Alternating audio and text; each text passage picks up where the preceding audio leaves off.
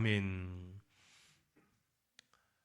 한 해가 벌써 지나가면서 새로운 한 해를 맞이하고 있습니다. 여러분 어떠셨습니까? 이제 불과 한 42분 남았네요. 우리 시간으로. 세계마다 다 시간이 다르긴 하지만 아무튼 우리가 사는 이 시간으로 이제 몇 분 남겨놓고 있지 않은데 지난 한 해 어떠셨습니까? 서운한 마음, 감사한 마음, 불안한 마음, 평안한 마음, 미움과 사랑, 여러 가지 복잡한 감정들이 많이 있었을 걸로 압니다. 어떻게 지난밤 잠이 잘 오던가요? 제가 목소리가 이상하지요? 새벽에 2시 50분에 눈을 떠서 계속 있다가 새벽 기도하고 지금까지 누워보질 못해가지고 저도 모르게 목소리가 좀 이상하게 가버렸습니다. 금년이 가는 게 너무 아쉬워가지고 참 많은 일들이 우리 가운데 있었고 감사도 있고 아쉬움도 있고 그렇습니다. 그 많은 감정들 가운데 여러분 이 시간에 우리가 함께 가졌으면 좋겠다 싶은 감정이 있습니다. 무슨 감정일까요? 감사하는 마음이겠죠. 감사. 프로작이라는 약이 있습니다. 뭐 잘은 모르지만 그 성분명으로 플로섹틴이라는 그런 약인데요. 우울증 치료제예요. 오래전에 개발이 됐습니다. 100년이 훨씬 넘었어요. 한 140년 정도 된 그런 약인데 지금도 통용이 되고 있는 우울증 환자들에게 처방되는 약이라고 합니다. 그런데 신기한 건요. 이 우울증 약이 나타나는 효과가 약을 먹지 않아도 우리 뇌에서 분비되는 때가 있답니다. 그러니까 여러분 우울증 걸린 분이나 혹은 염려가 있는 분은 이 비법을 쓰면 돼요. 뭔가 하니까요. 마음에서 감사가 계속 솟아나면 우울증 치료를 한다는 거예요. 그런데 여러분 얼굴이 왜 이리 어둡습니까? 다 우울증 걸렸어요? 마치 우울증 환자들 같아. 마음에 감사가 넘치면 얼굴 색깔이 달라지는데 얼굴 색깔이 달라지는데 감사가 넘치면 플로섹틴이 분비가 되어가지고 우울증이 치료된대요. 성경은 우리에게 분명히 명령했습니다. 빌립보서 4장 6절에 명령하시기를 아무것도 염려하지 말고 오직 모든 일에 기도와 간구로 너희 구할 것을 그 다음에 같이요 감사함으로 하나님께 아뢰라. 아멘. 아무것도 염려하지 말고 기도와 간구를 하는데 감사함으로 아뢰라. 그럴 때 하나님께서 하나님으로부터 오는 우리에게 주어지는 생각하기 힘든 어려운 상황 가운데서도 평안할 수 있도록 우리 마음을 움직이셔서 감사가 솟아나게 하는 거예요. 이어지는 7절에 보면 그 6절 말씀 이어서 7절 보면 그리하면 감사함으로 하나님께 아뢰면 그리하면 모든 지각에 뛰어난 하나님의 평강이 그리스도 예수 안에서 너희 마음과 생각을 지키실 것이다. 얼마나 귀합니까? 하나님의 평강이 그리스도 예수 안에서 너희 마음과 생각을 지키시리라. 여러분 불안한 마음, 서운한 마음, 두려운 마음 그거 다 마음에서부터 나온 것이잖아요.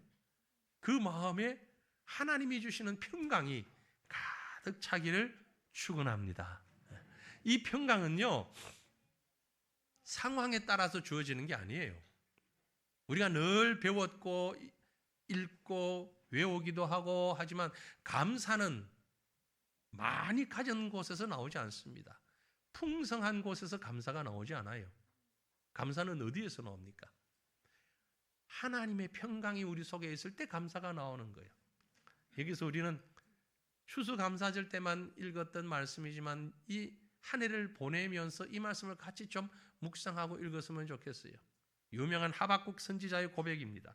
하박국 3장 17절로 19절 말씀 우리 다 같이 읽습니다. 비록 무화과 나무가 무성하지 못하며 포도나무에 열매가 없으며 감람나무에 소출이 없으며 밭에 먹을 것이 없으며 우리의 양이 없으며 외양간에 소가 없을지라도 나는 여호와로 말미암아 즐거워하며 나의 구원의 하나님으로 말미암아 기뻐하리로다. 주 여호와는 나의 힘이시라.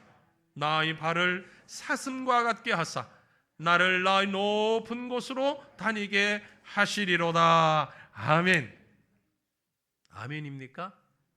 네, 무화과 나무가 무성하지 못하고 포도나무에 열매가 없고 감람나무에 소출이 없고 밭에 먹을 것이 없고 직장도 떨어졌고 은행 잔고도 말라가고 뭐 되는 일이 없고 장사도 안 되고 사업도 안 되고 애먹이는 사람은 많고 여기저기 돈 달라는 하는 사람 많고 그럴지라도 나는 여호와로 말미암아 즐거워하며 여호와가 우리 가운데 있잖아요. 여호와께 계시잖아요. 그러니 여호와로 인하여 즐거워하고 기뻐하고 여호와가 나의 힘이 되시니까 사슴과 같게 뛰며 높은 곳을 다닐 수 있는 믿음의 사람으로 만들어주시는 줄 믿습니다.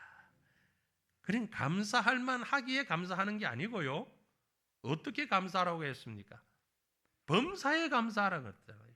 데살로니가전서 5장 16절로 18절 말씀 우리 잘 압니다. 같이 한번 읽죠. 항상 기뻐하라, 쉬지 말고 기도하라, 그리고 범사에 감사하라. 이것이 그리스도 예수 안에서 너희를 향하신 하나님의 뜻이니라. 2024년 한 해 동안 여기 붙어있던 표입니다. 기억은 하십니까? 벌써 다 잊어버렸어요? 25년도 딱 바뀌어버리니까 24년도 표가 바로 데살로니가전서 5장 16, 17, 18절 가지고 우리를 향하신 하나님의 뜻이 이루어지기를 원합니다. 하나님의 뜻을 이루소서. 그 하나님의 뜻이 우리 가운데 이루어졌을 때 기뻐하고 감사하는 거지요. 그 감사하는 마음이 과연 있었는지 없었는지 확인하기 위해서 2025년도 표를 하나님 앞에서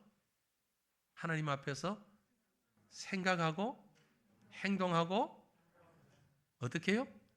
돌아보자. 생각하고 행동하고 돌아보는 한 해. 하나님의 뜻이 우리 가운데서 이루어졌는지 하나님 앞에서 감사하는 마음으로 금년 한 해를 보내고 그 마음에 이어서 하나님이 원하시는 뜻을 이루어가는 하나님의 삶을 살아가는 새해가 되시기를 주님 이름으로 축원합니다.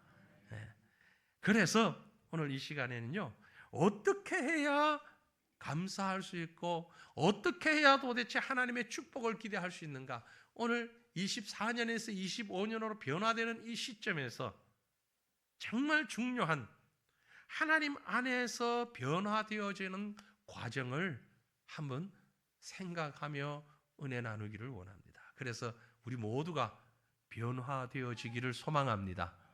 2024년에서 2025년으로 시간만 변하는 것이 아니라 우리의 모습도 변해야 할 것입니다. 그러기 위해서 오늘 저는 야곱과 에서의 얘기를 좀 같이 나누려고 합니다. 잘 아는 얘기죠. 야곱과 에서에 관한 얘기는 여러분 성경을 통해서 여러 번 보셨을 텐데요. 뭐 다 아시지만 그 내용을 조금 역사적인 사건에 어떤 역사적인 배경이 있었는가를 이렇게 한번 살펴보면 우리가 이 말씀을 통해서 얻을 수 있는 은혜가 새로울 줄로 압니다. 에서와 야곱은 원래 쌍둥이 형제였죠. 그렇죠? 쌍둥이 형제입니다. 일반적으로 형제들은 피를 나눈 사이이기 때문에 참 가까운데 게다가 쌍둥이는 더 각별히 유별난 정이 있다 그러죠. 그런데 유별난 정이 있는 쌍둥이 형제 에서와 야곱은 어린 시절 20년이나 떨어져서 살았어요. 이상가족이 되었었어요. 이유가 뭡니까? 여러 가지 이유가 있는데 야곱이 사실 좀 유별난 인물이에요. 야곱이 어떤 인물이냐면 한마디로 아주 약삭 빠르고 꾀가 많은 사람. 약삭 빠르고 꾀가 많은 게 어릴 때는 귀여워 보이는데 나이가 들면서도 그러면 어때요? 얄밉죠. 똑같은 게 그대로 가면 안 됩니다. 그렇죠? 어릴 때는 아이고 이뻐 귀여운데 아이고 깜찍한데 이게 계속되면 이제 얄미워지는 거잖아요. 태어나면서부터 아주 욕심쟁이고 형하고 다투었어요. 엄마 뱃속에서부터 먼저 나오려고 막 발꿈치를 잡고, 그래서 야곱이라는 말이 무슨 뜻이냐면요, 발꿈치를 잡았다라는 뜻이에요. 그건 야비하게 앞서려고 애쓴다 이런 의미를 가진 말이에요. 반면에 형인 에서는요, 남자다운 사람이었던 걸로 보여집니다. 털도 많고 얼굴도 붉었어. 얼굴이 붉다는 얘기는 혈색이 좋다는 얘기죠. 그만큼 건강하다는 얘기죠. 그래서 에서라고 했어요. 에서라는 말의 뜻이 붉다는 얘기입니다. 아주 튼튼하다는 얘기예요.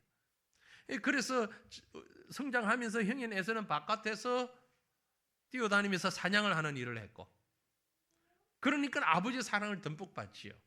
동생 야곱은요, 조용히 집안일을 하면서 어머니 곁에서 지내는, 요즘 말로 얘기하면 조금 과하게 표현하면 마마보이에 가까운, 아주 쌍둥이지만 둘의 성향이 완전히 달랐습니다. 게다가 야곱은요, 인정머리가 별로 없었던 것 같아요. 어릴 때. 그렇지 않아요? 매사에 자기 것 엄청 따졌어요. 그래서 가지고 싶은 것 있으면 수단 방법 가지지 않고 가지려고 했어요.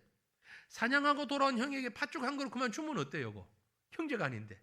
그런데 그 팥죽 주면서도 생색냈지요. 거래를 했습니다. 그 장자 명분 나한테 달라고. 쌍둥이니까 얼마나 좀 갈등하고 경쟁했겠지요. 그러니까 그 장자 명분 나한테 달라고. 아니 털털한 형에서는 가질 건 뭐 가져가. 그래 나 배고픈데 팥죽이나 한 그릇 다 먹었습니다. 둘의 성격이 아주 그대로 적나라하게 나타나죠.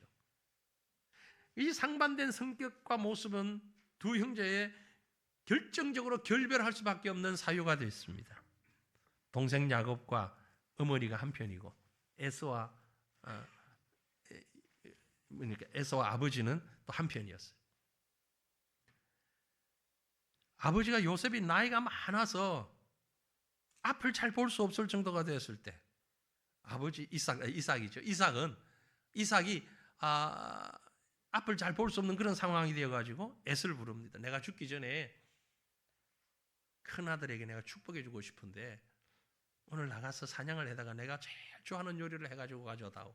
그럼 내가 그 요리를 배불리 먹고 축복해주마. 이삭도 왜 그랬는지는 모르겠어요. 하나님의 뜻이겠지만 꼭 먹어야 축복해주는지 아마 그 사랑을 느끼고 싶었겠지요. 근데 그 소리를 밖에서 듣고 있던 리브가가, 이 에서와 야곱의 엄마가 자기가 더 사랑하는 야곱에게 복을 주기 위해서 에서가 사냥하러 나간 사이에 집에 있는 양을 잡아서 요리를 잘 해가지고, 아니 에서가 털이 부실하니까 눈이 잘 안 보이니까 이삭이 털도 붙이고 변장을 해서 목소리도 걸걸하게 만들어가지고 에서인 양 요리를 해서 먼저 들어가게 돼서 아버지 이삭의 축복을 가로챘잖아요.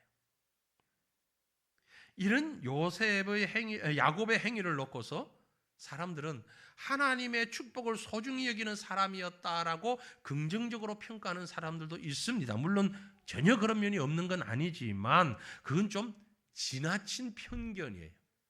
우리가 야곱을 너무 편애하다 보니까 거짓말한 것까지도 그럴듯하게 꾸며가지고 축복에 대한 간절함이었다. 그럼 도둑맞은 에서는요? 무슨 잘못입니까? 뭐 간절함이 없어서 그러면 사냥하러 나갔나요? 그건 아니잖아요. 아버지 명을 받자마자 열심히 나가서 사냥하고 부지런히 명령대로 했는데, 아무튼 이 일로 인하여서 축복을 도둑맞은 에서 어떻게 아버지에게 나중 와서 이 사실을 알고 아버지 남은 축복이라도 찌꺼기 축복이라도 축복 다 줘버리고 없다. 줄 수 없어. 얼마나 답답합니까? 에서가 방성대곡하며 남은 복이라도 구걸하다시피 했지만 결국 어쩔 수 없어요. 에서에게 주어지는 복은 복이 아닌 내 자손이 동생을 섬기게 될 것이다. 이게 복이 아니라 저주죠. 그걸 받을 수밖에 없어요. 어쨌든 이 일로 인하여서 쌍둥이 형제의 비극적인 운명이 시작됐잖아요. 에서는 마음에 동생을 향해서 큰 앙심을 품었습니다. 내가 가만히 두나 보자. 아버지가 돌아가시기만 하면 난 너 가만히 안 둘 거야. 그래도 어떤 면에서 보면, 세상적인 면으로 보면 의의가 있어요. 그죠? 부모 앞에서는 내가 못할 짓은 안 하겠다. 부모가 돌아가시면 그땐 가만히 두나 보라. 이런 마음이 그의 속에 가득했어요. 눈치 빠른 야곱이 그걸 모르겠습니까? 어머니 리브가와 함께 모략을 꾸면서 서둘러 도망을 하죠. 외삼촌의 집으로 가잖아요. 그래서 이상 가족이 된 형제가 20년을 흩어져 살게 됩니다. 보세요. 야곱은 외삼촌 집에 가서도 꾀돌이 기지를 최대한 발휘해가지고 20년 동안에 많은 부와 재물을 모읍니다. 그런데 이제 때가 되니 고향으로 돌아오게 되지요. 하지만 현실은 20년간 가슴에 묻어두었던 자기 잘못 왜 모르겠습니까? 쌍둥이 형제와 떨어져 살았던 상처 왜 없었겠습니까? 그 상처와 두려움을 안고 형을 만나러 오고 있습니다. 만나기 직전입니다. 야곱은 큰 두려움에 쌓였어요. 과연 형이 어떻게 나올까? 과연 형의 태도가 어떨까? 만감이 교차했습니다. 점점 집이 가까워올 때에 야곱의 특징을 그대로 보여주는 특기를 발휘합니다. 자기가 먼저 가지 않고 종을 먼저 보내봅니다. 앞에 선발 때 형에게 소식을 전합니다. 형님, 제가 왔습니다. 우리 가족들 다 데리고 옵니다. 그리고 상황을 예의주시해요. 아니나 다를까 형 에스가 20년 만에 만나는 동생을 만나러 오는데 어떻게 나옵니까? 400명의 군사를 데리고 나와요. 4명이 아니에요. 400명. 아니, 흩어졌던 20년 동안 못 본 동생을 맞으러 오는데 400명 군인을 데리고 온다는 얘기는 무슨 얘기입니까, 이게? 싸우자는 얘기잖아요. 전쟁하겠다는 얘기잖아요. 4명도 아니고 40명도 아니고 400명. 분명히 좋은 감정으로 오는 게 아닙니다. 누가 봐도. 야곱도 직감했어요. 아, 큰일 났구나. 이건 400명이면 경호 수준이 아니야, 이건. 이건 엄청난 수준인데 어떡하지? 당황한 야곱은 특유의 기질을 발휘합니다. 우리가 읽었던 본문 말씀 앞에 32장, 창세기 32장 8절을 보면 이르되 에스가 와서 한 떼를 치면 남은 한 떼는 피하리라. 2패로 나누는 거예요. 자기 식솔들을 딱 2패로 나누어 가지고 조금 덜 사랑하는 아내를 앞에 보내고, 참 못난 남편이야. 자기는 뒤에서, 한켠 뒤에서, 만약에 여차해서 앞에 공격을 받는다 그럼 빨리 되돌아서 도망갈 수 있도록 철저한 준비를 했어. 만약 에스가 와서 한 떼를 치면 남은 한 떼는 나와 함께 피할 것이다. 이런 모략을 꾸미고 만납니다. 그러면서도 그 마음이 얼마나 힘들어요. 밤잠을 이루질 못하는 겁니다. 두려웠고 여러 가지 머리가 복잡해서, 아니 20년 만에 형을 만나게 되는데 놀랍게도 지금 형제는 칼부림 직전에 있는 겁니다. 칼부림 직전에. 그러다가 형을 만나요. 만났는데 어떤 일이 벌어집니까? 목을 부둥켜 안고 눈물을 흘리면서 기쁨으로 제외합니다. 반전이에요. 아니 400명 군대를 데리고 오던 형이 갑자기 동생을 보더니 아이고 내 동생아 벙 울면서, 오늘 우리가 읽은 성경에 뭐라고 기록을 했는가 하니 10절 말씀에 이렇게 기록합니다. 야곱이 이르되 그렇지 아니하니이다. 내가 형님의 눈앞에서 은혜를 입어 사오면 청하건대 내 손에서 이 예물을 받으시옵소서.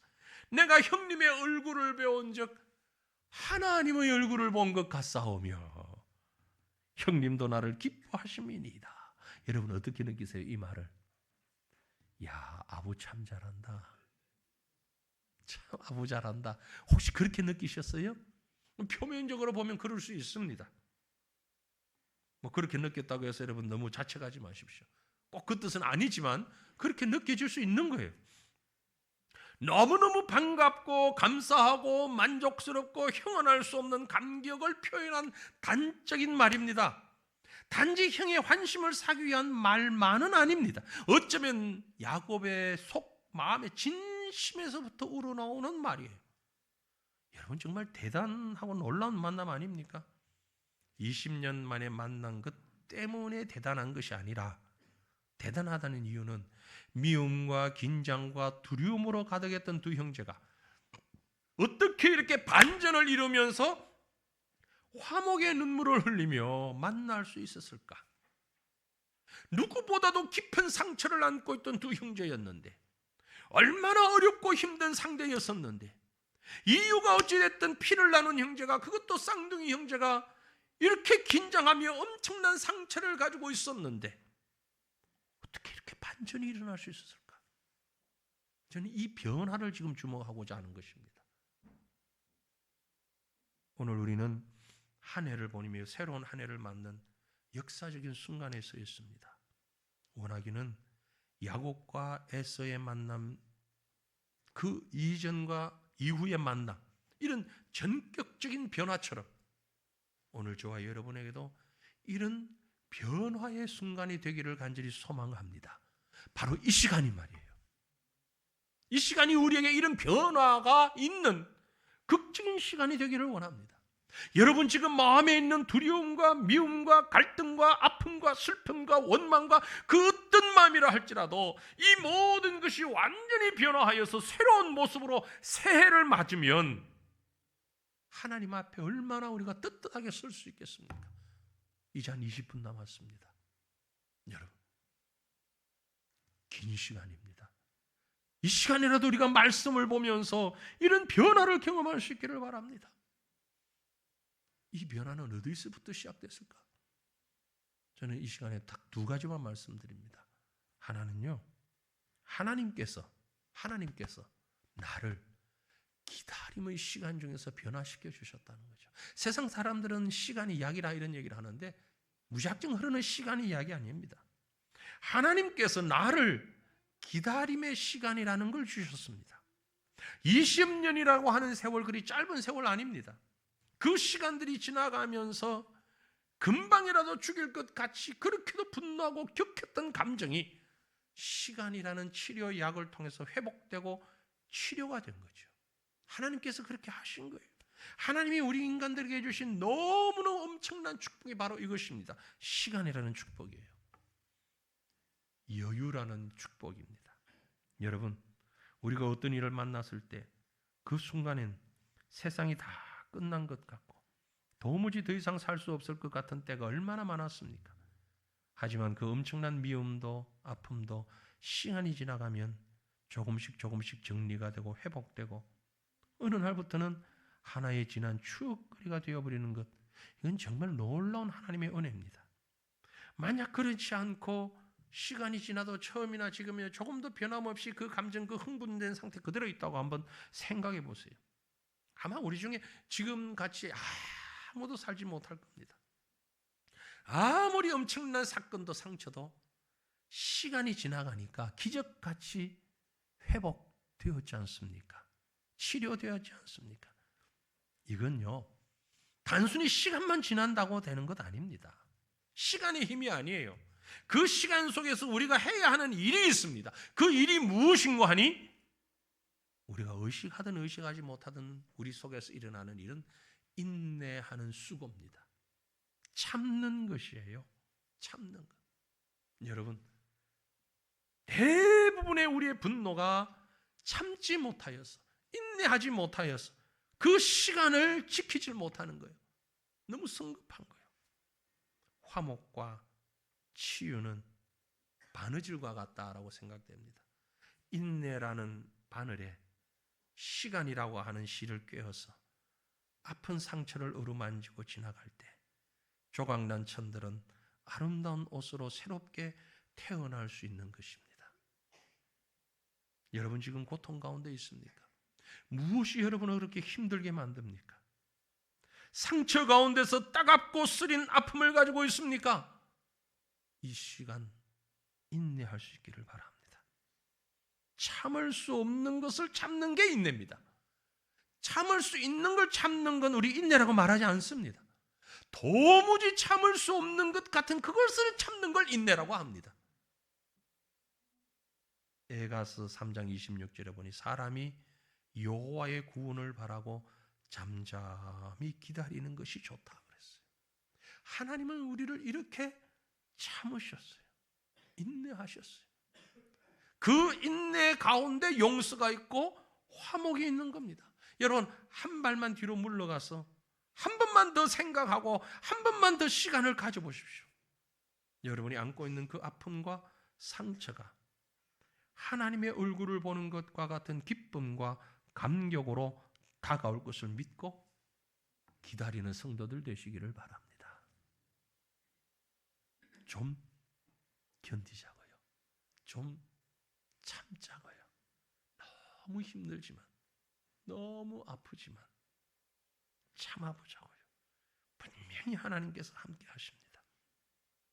그런데 여기서 더 중요한 게 있습니다. 그런 아픔과 갈등을 인내하는 데 있어서 꼭 지나가야 하는 과정이 있는데 내가 먼저 변하는 겁니다. 내가 변해야 돼요. 하나님께서는요, 나를 먼저 끊고 변화하도록 만드십니다. 이 기적을 경험하는 이 저녁이 되기를 바랍니다. 오늘 말씀의 포인트가 바로 여기에 있습니다. 본문 말씀 바로 앞에 창세기 32장 24절에서 32절을 보면은요, 야곱이 가졌던 아주 특별한 경험에 관한 기록이 있습니다. 여러분 다 아시죠? 20년 전에 도망 나오며 헤어진 형을 만나기 전에 야곱이 밤잠을 이루지 못하다가 경험한 사건이 있습니다. 야복 강가에서 하나님의 천사와 씨름한 장면이죠. 밤새도록 씨름했어요. 여러분, 이 야복 강가에서 야곱이 밤새도록 하나님의 천사와 씨름한 것을 기도라고 누가 말하는데 아니에요. 기도 아니에요. 성경 잘못 보신 거예요. 성경을 정확하게 보면은요, 어떤 사람으로 표현된 이분이 바로 하나님이에요. 하나님이 야곱에게 다가와 씨름을 걸어요. 기도 같으면 사람이 하나님 앞에 가서 간구를 시작해야 되는데 지금 이 장면은 하나님이 야곱에게 먼저 다가오셔요. 그리고 씨름을 건단 말이에요. 싸움을 건단 말이에요. 밤새 이어진 싸움의 결말은 하나님이 야곱의 허벅지 관절을 상하게 한 다음 야곱의 이름을 고쳐준 겁니다. 여기서 우리는 오해를 하는 거죠. 뭐라고 오해하는 거니까? 이스라엘, 네가 하나님과 겨루 이겼다. 하나님을 이길 사람이 있습니까? 없습니까? 세상에. 그럼 그 사람이 하나님이잖아요. 하나님보다 능력 많으니까 이기니까. 없지요. 창세기 32장 28절 말씀을 자세히 보면 이런 말씀이 있어요. 그가 이르되, 하나님께서 이르되, 네 이름을 다시는 야곱이라 부를 것이 아니요 이스라엘이라 부를 것이니 이는 다음에 뭐라고 되어 있어요? 내가 하나님과 및 사람들과 겨루어 이겼기 때문이다. 하나님만이 아닙니다. 성경이 분명히 기록하기를 하나님과 및 사람들과 겨루어 이겼다.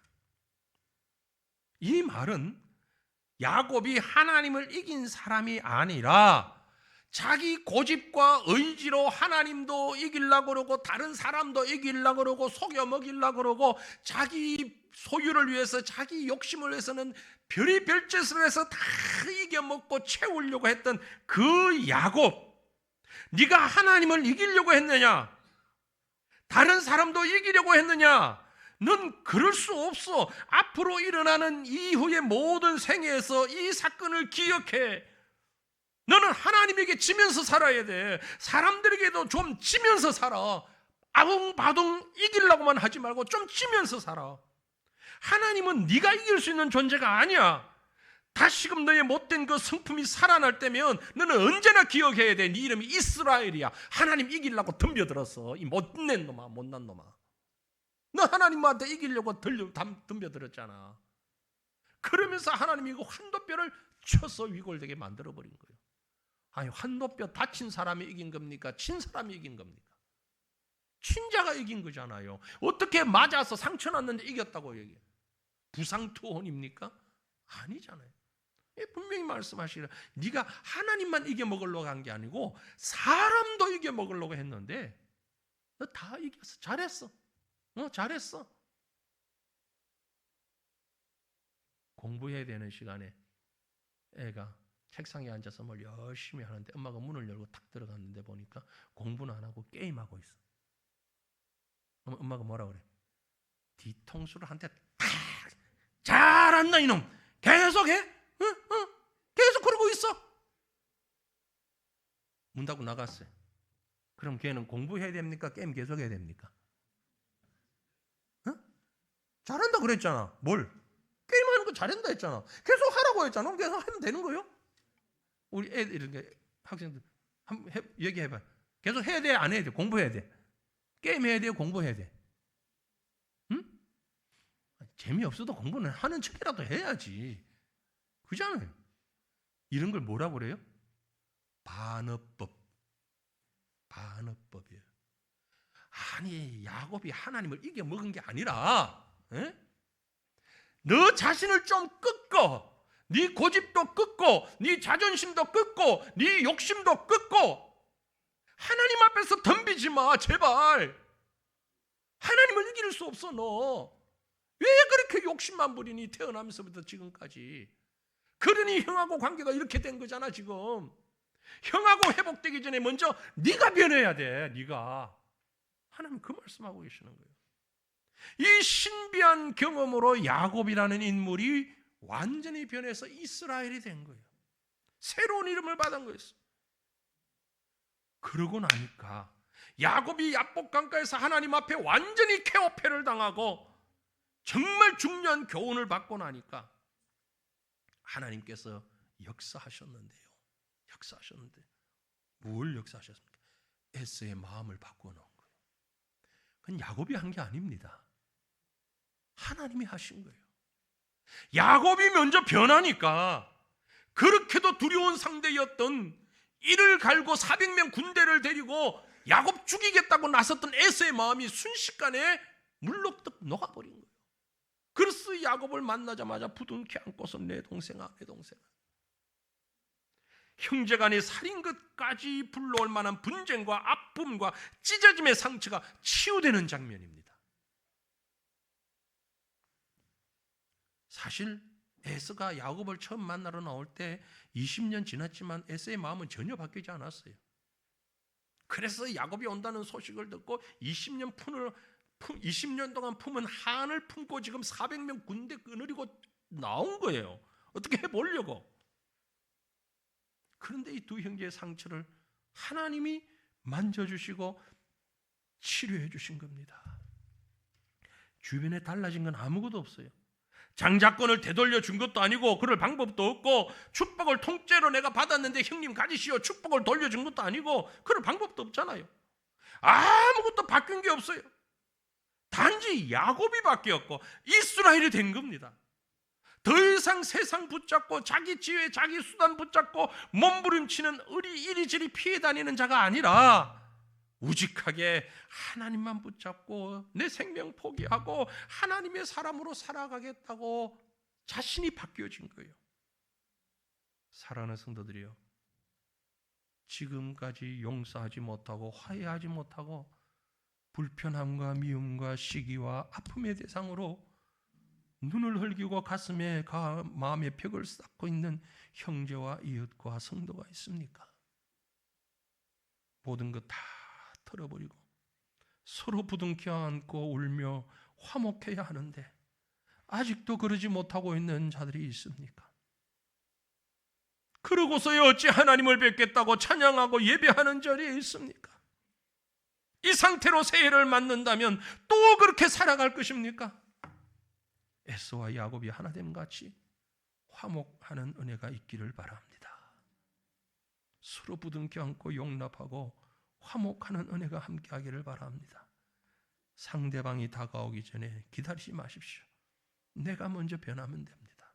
내가 변하면 되는 거예요. 내 환도뼈가 부서진다는 얘기는 더 이상 생식 기능을 할 수 없다는 것을 말하는 거예요. 더 이상 내 생명이 연장 안 된다는 것을 말하는 거예요. 이제 내 생명이 끝났다는 것을 의미합니다. 환도뼈는 바로 그 생식 기능을 보호하고 있는 뼈입니다. 그래서 하나님이 그걸 어그러지게 만든 거예요. 주님이 우리에게 베풀어 주시는 은혜와 사랑의 원리가 바로 이것입니다.